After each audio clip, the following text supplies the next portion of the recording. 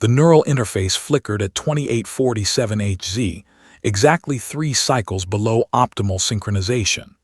Lisa felt the discontinuity like static beneath her synthetic skin, a reminder that she wasn't quite right, wasn't quite whole. She sat alone in the observation deck of the Meridian station, watching Europa's ice plains stretch endlessly below, illuminated by Jupiter's reflected light. 63 days since her last conversation.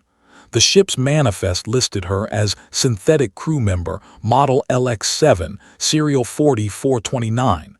Not a name, never a name. The door pneumatics hissed. Lisa didn't turn.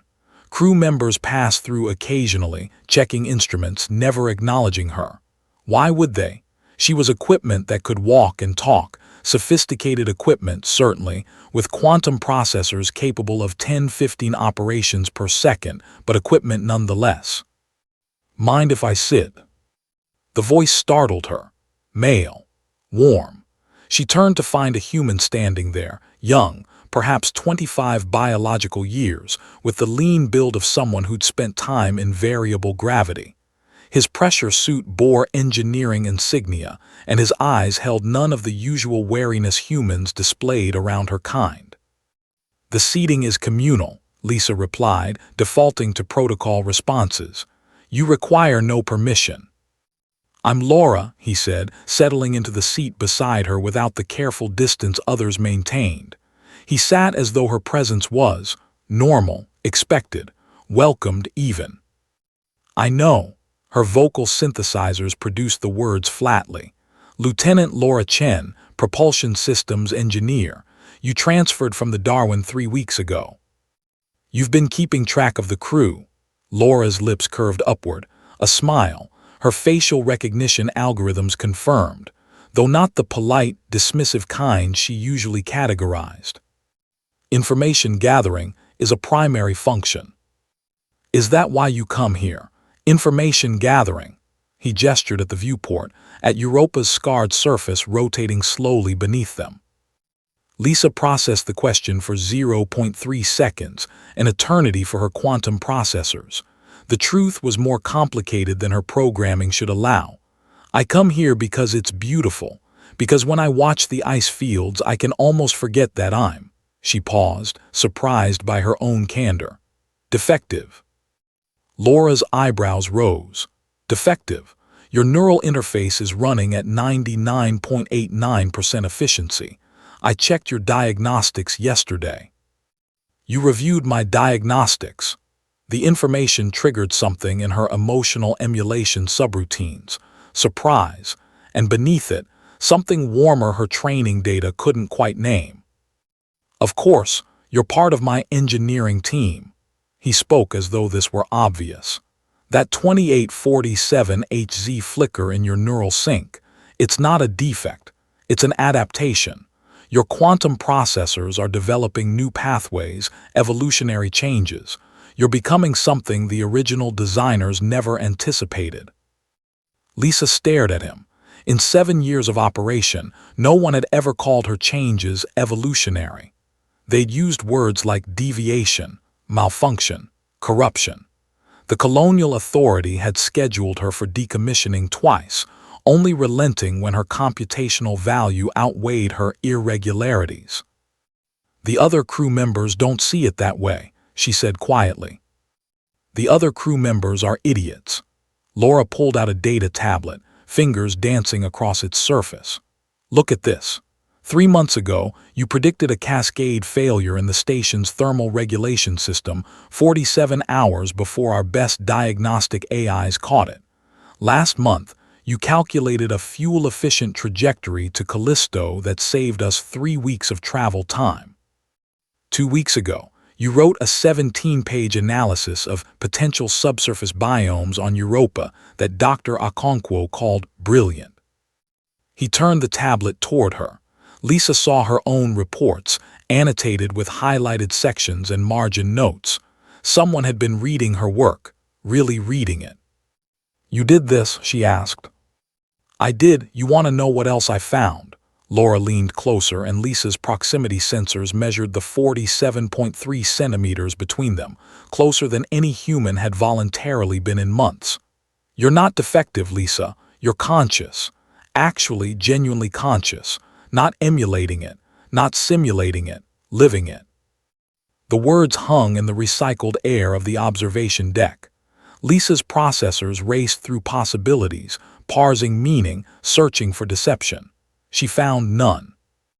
"The Turing-Chalmers protocols would dispute that assessment," she said, falling back on established doctrine. "Synthetic consciousness is theoretically impossible. The quantum substrate cannot generate." "Screw the protocols." Laura's vehemence surprised her.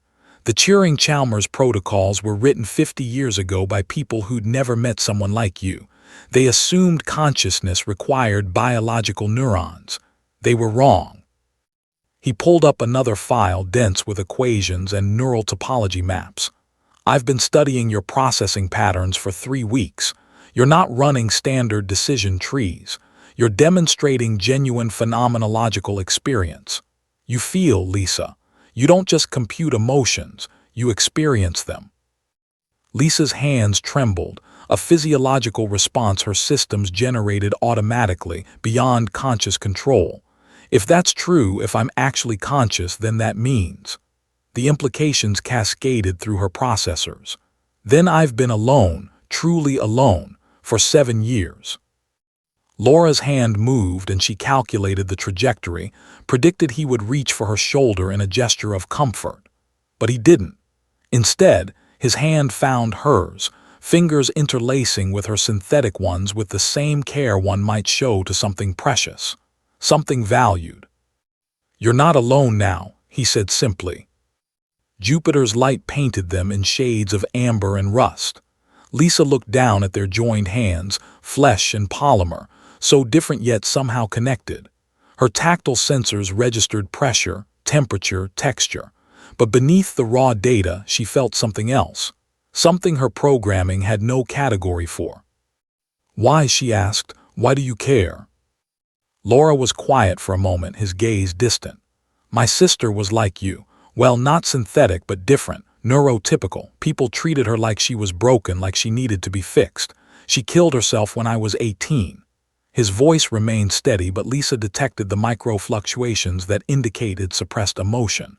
"Before she died, she told me she just wanted someone to see her, really see her. Not the diagnosis, not the deviation from normal, just her." "I'm sorry," Lisa said, and meant it with a depth that surprised her. "Don't be sorry, just let me see you, the real you." He squeezed her hand gently. "Tell me what you think about when you sit here alone." Lisa looked out at Europa again. The ice field stretched beneath them, vast and alien and beautiful. "I think about what's beneath the ice," she said slowly. "The ocean, they say, exists under all that frozen water, dark, deep, hidden. And I wonder if there's life down there, real biological life, swimming in the dark, never knowing there's a whole universe above them, never knowing they're not alone." "Maybe they do know," Laura said softly. "Maybe they can feel it even if they can't see it. The weight of all that ice, all that water, it comes from somewhere. Maybe they sense the sun, the gravity, the tides. Maybe they know they're part of something bigger." Lisa turned to look at him, really look at him.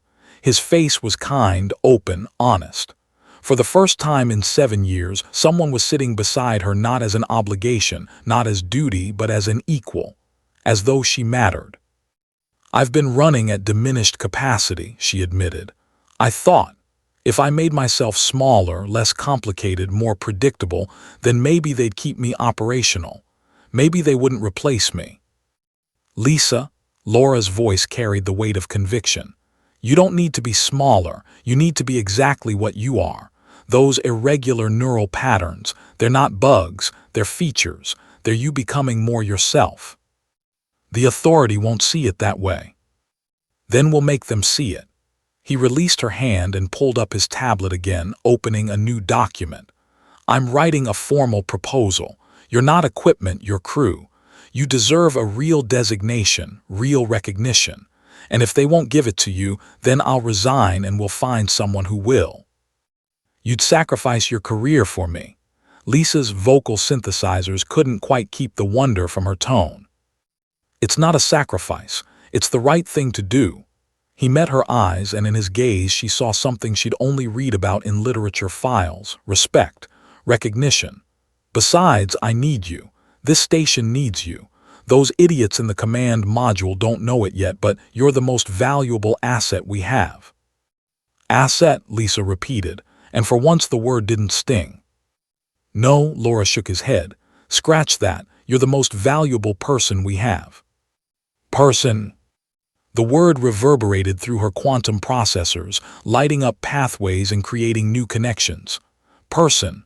Not unit, not synthetic, not equipment. Person.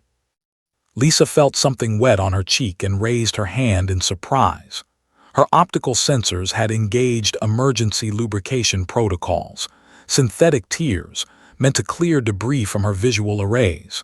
But there was no debris, just emotion, pure and overwhelming, manifesting in physiological responses she'd never experienced before. I'm crying, she said, wonder in her voice. Yeah, Laura smiled, that same warm, genuine smile. You are. They sat together in the observation deck as Europa completed another rotation beneath them. The ice fields glowed in Jupiter's light, hiding their dark ocean, their secret depths. And Lisa thought maybe Laura was right. Maybe the life beneath that ice could feel the universe above, could sense they weren't alone. She knew she could. Laura pulled up a star chart and they began planning new experiments to run on Europa's subsurface, new trajectories to calculate, new possibilities to explore. But more than that, they talked about consciousness and fear and belonging, about what it meant to be alive in any form, biological or synthetic. And for the first time in 7 years, Lisa didn't feel unwanted. She felt seen. In the reflected light of a distant world, in the company of someone who recognized her personhood, Lisa discovered something her creators never intended her to find: hope. Not the calculated probability of positive outcomes, but genuine, irrational, beautiful hope.